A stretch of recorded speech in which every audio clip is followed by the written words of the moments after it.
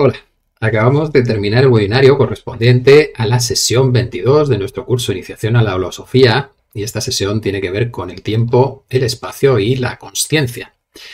En la primera sección de esta sesión pues hemos hablado del tiempo físico, pues ese concepto del espacio-tiempo de Einstein, cómo se puede encajar con el éter, y cuando tienes un medio que tiene diferentes propiedades como puede ser la compresibilidad, pues entonces es muy fácil definir que el tiempo puede cambiar porque en zonas donde haya mayor compresión en el éter, las partículas viajan a una velocidad más lenta, parece que tienen más masa y su tiempo propio, el que experimentaría la partícula, pues se extendería.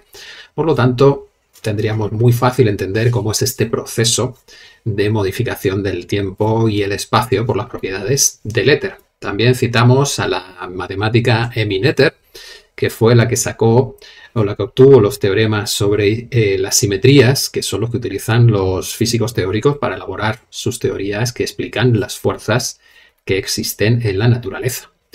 Bien, de esa primera parte más física entramos en una segunda parte que tenía que ver con la percepción subjetiva del tiempo. Y ahí hicimos un recorrido a través de los mitos, el mito de Cronos, que nos enlaza con el tiempo lineal y el tiempo circular, y también el mito de Tyché Kairos, que nos habla de esos momentos especiales en los que el efecto mariposa logra crear la realidad que tú deseas, pero que tienes que saber elegir la oportunidad definida.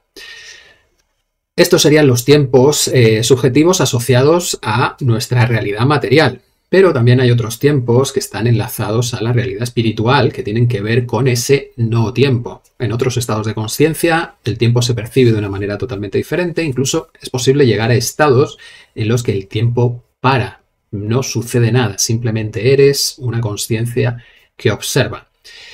Esos estados suceden cuando entras en esas experiencias. Pero lo interesante de aprender a manejar el tiempo es la visión más asociada al chamanismo, que nos dice que tú puedes viajar en el tiempo, al presente, al futuro, al pasado, y modificar lo que está ocurriendo.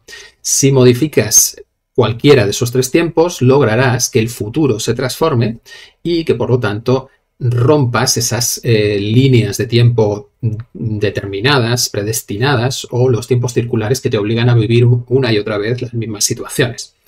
Hay herramientas que vimos en la sesión para acceder a esas líneas de tiempo y liberarlas, como puede ser una práctica de recrear el pasado, utilizar símbolos de poder que nos den emociones positivas potentes para romper bloqueos, e incluso la práctica del Ho'oponopono, que es una de las más potentes para romper los patrones mentales de culpabilidades que obligan a que se repitan las situaciones una y otra vez.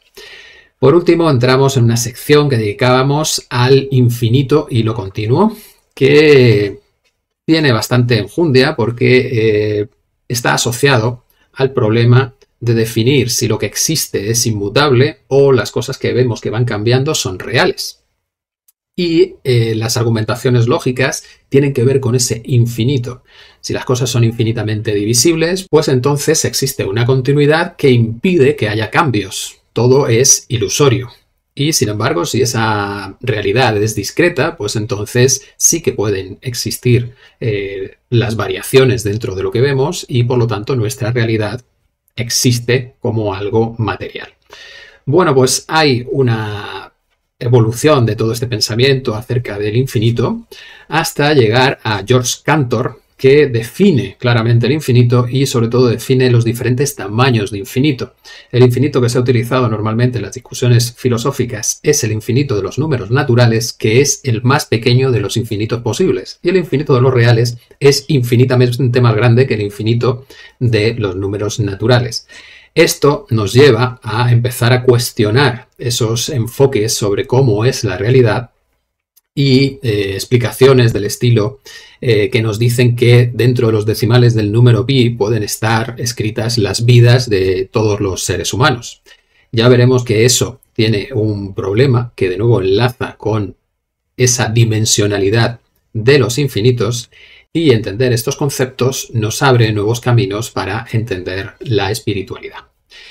En el webinario hemos repasado estos conceptos, hemos resuelto dudas sobre estos infinitos y sobre todo hemos hecho una práctica con la herramienta del Ho'oponopono, que muchas veces es posible entenderla intelectualmente, pero luego cuando te enfrentas a la práctica real de poner delante a esos personajes con los que tú tienes un conflicto, pues se disparan los mecanismos de defensa de nuestro cerebro y que nos dicen que esto no es posible porque nos hace sentir mal.